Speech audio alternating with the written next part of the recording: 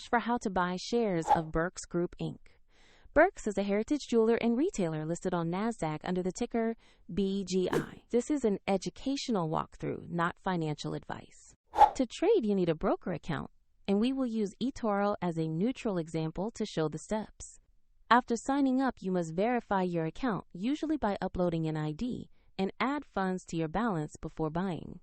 Use the platform search box and type the ticker BGI to find the listing. Make sure to select the Birks Group Inc. entry that displays the NASDAQ exchange. On the company page, you will see basic information about Birks, a price chart, and market data. Confirm the display shows BGI on NASDAQ to ensure it is the correct stock.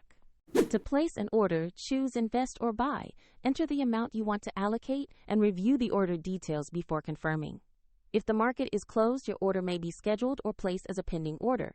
And if funds are insufficient, the platform will prompt you to add money before it can complete the purchase.